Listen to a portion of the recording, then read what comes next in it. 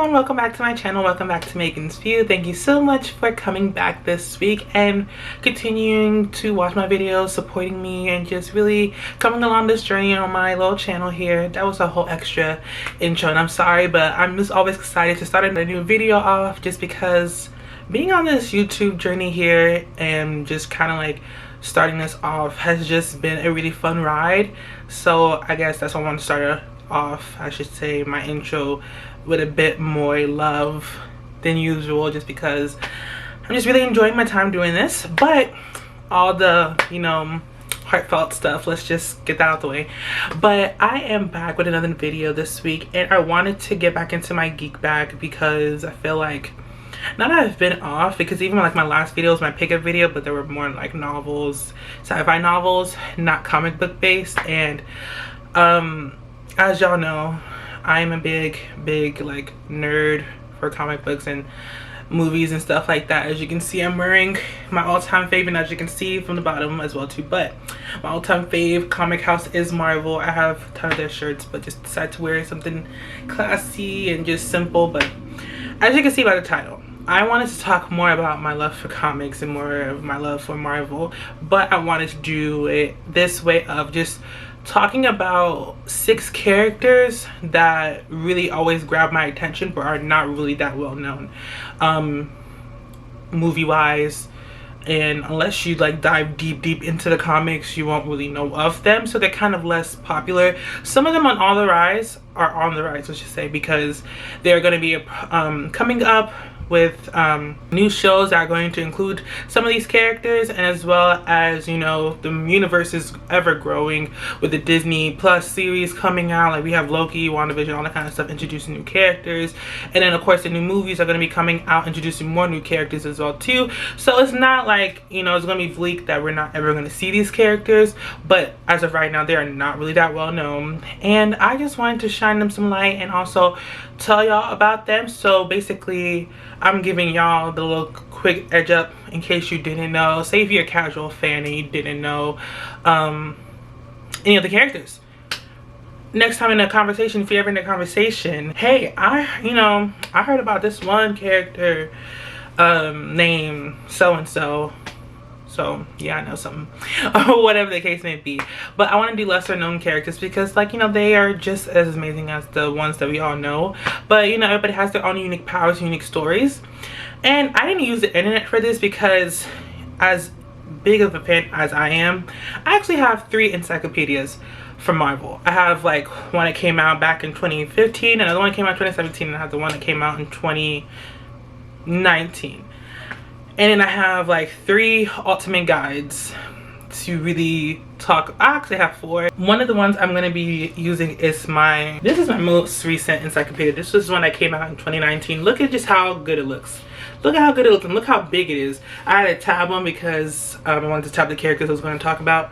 But this is my encyclopedia I got my information from, that basically with each character that's in the encyclopedias gives you, like, you know, their name, kind of gives you their origin of where they were first appeared in comic books, and then also their background story, basically their origins. So without any further ado, let's just get right into it and just get started. So I'm just gonna like go to the first character I'm going to talk about. And the first character I'm going to talk about is Echo. Her name is Echo, and I'm just going to show you guys as well how the book kind of looks like inside with the characters and stuff like that. There's just like a basic page that just has like subheadings and stuff like that, like main characters, and this is how it looks like on the inside. So like I said, we're going to start with Echo, and basically I'm just going to kind of like read off her quick logistics of, like, you know, who she is, and then I'm going to go into like her origin, a small paragraph they have out for her basically, and for the other characters as well. So let's just get started. It's reading time all over again. I'm reading here with my tabs open and all. Okay, so Echo's real name is Maya Lopez, and the story of Maya is that she was born deaf. Her Cheyenne father worked with the Kingpin, who killed him but honored his dying quest to raise his daughter. Kingpin told Maya that Daredevil had murdered her father, and he also encouraged her to date Matt Murdock, Daredevil's alter ego. Yeah, that's Daredevil's real name. While hunting Daredevil, Maya realized who he was and spared him. She sought Kingpin in revenge. She later became an Avenger as a ninja, Ronin. And then also it says Count Nefaria killed her while she was working with Moon Knight. Oh, dang. But she later mysteriously returned to life and helped Daredevil fight Claw. Alright. Took a turn there. Yeah. That's Echo. The fun fact about Echo is that she is actually going to appear in the Hawkeye Disney Plus series that's coming out. What is the Hawkeye series coming out next year? Something like that. She came to first appear in Daredevil back in December of 1999. So to see how she's going to translate from her history in the books into TV and movies wise is going to be really fun to see. So that is Echo. Alright, so next up we have one of my favorite villains. I don't know why, I just really loved her aura when I first discovered her, and that's really bad to say I loved her aura. I just love how she's just a villain. Madame Mask, and real name is Countess Gulatia Nefria. I butchered that and I'm so sorry, but her adopted name is Whitney Frost. So, and her like I was talking about, you see how this is like paged differently for her right here? Like she has like this whole thing. I'm gonna try to get through her little thing real quickly, so because she has a story, my dear. She has a story. I'm gonna give her due. Okay, so adopted by financier Byron Frost, Whitney Frost grew up in New York, high society, but when Byron died, her world collapsed. Learning that her biological father was the Italian Count Nefaria, head of the Magi criminal organization, she became his heir. Following his imprisonment, she became head of the Magi, now based in New York. Her face was disfigured during a botched raid on Stark Industries. Hiding her scars behind a golden mask, Whitney took the name Madame Mask. Falling in love with Tony Stark, she impersonated his assistant to spend time with him.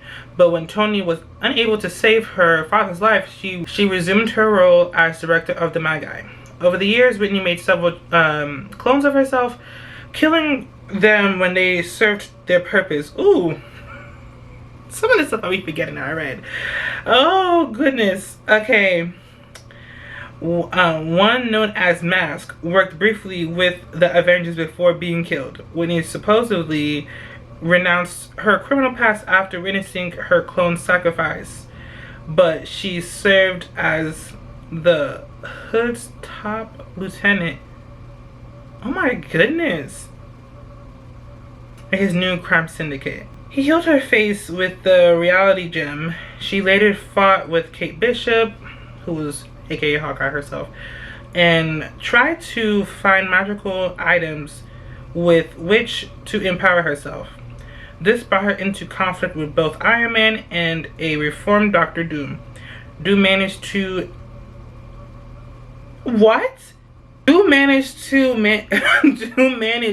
exorcise demons that had taken possession of her, and she was given over to SHIELD custody. That took a lot of turns. Okay, so the thing is, still looking forward to knowing more about her, but I just recall reading a different story. So sorry it took me a minute to read that, but okay. All that is Madame Mask, and she's also going to be rumored to be, I should say, the main villain in the Hawkeye Disney Plus series as well too. I'm looking forward to that, to see, you know, if they take off some of the history and origin that's placed in the comics, because that was a whole mess and some of that stuff didn't need to happen. And why she, like, when did the demons take over her? But it's interesting. All in all, it's still very interesting. I'm looking forward to, like, you know, I want to get some of her, like, stuff that she was in, like, comic wise or whatever, to see, like, you know, she's just complicated. Alright, so next up, I'm going to talk about a character named Moonstone. And Moonstone first appeared in a Captain America book back in 1975, so she's been here for quite a minute. Alright, first, real name, I should say, not first name, but real name is Dr. Carla Sofin. And it says, as a child, Carla Sofin learned to manipulate others to get what she wanted. She became a psychologist in adulthood and tricked the original Moonstone, Lloyd Bulloch, I guess is his name, into giving up the gem that gave him superpowers. Using the gem, she became a superpower villain. Ooh wee. Serving the Masters of Evil and the Thunderbolts. She joined Hammer's Dark Avengers as the new Miss Marvel. Of course she did. And when the Dark Reign ended, she became part of Luke Cage's Thunderbolt.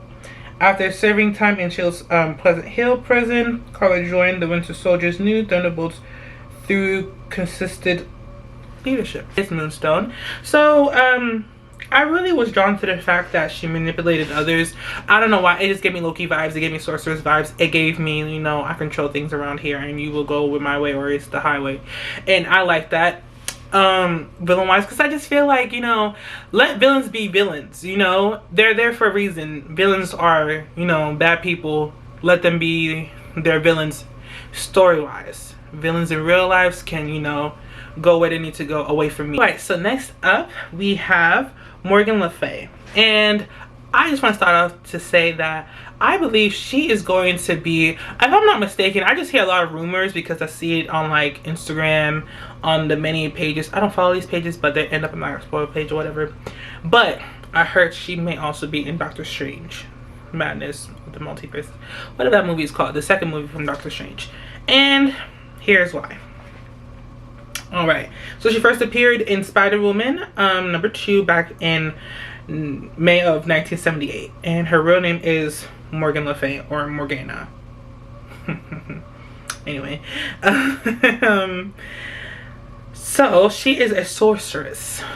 Alright, so the sorceress, half-sister of King Arthur, Pendragon. Morgan plotted against King Arthur until Merlin magically imprisoned her. Her body trapped, she sent her astral form to various time periods. She and Dr. Doom became lovers across time. But when this went wrong, she traveled to the future to kill him. Ooh. She wound up trapped in the year 1 million BC. That has to be tragic. Morgan was freed by her daughter and attacked Europe with an army of the dead. Though she was thwarted by the Avengers, on Battleworld, Doom made her Witch Queen of Weird World, which was later relocated to the Bermuda Triangle. This girl went to go get revenge because of her failed relationship and got her ass stuck.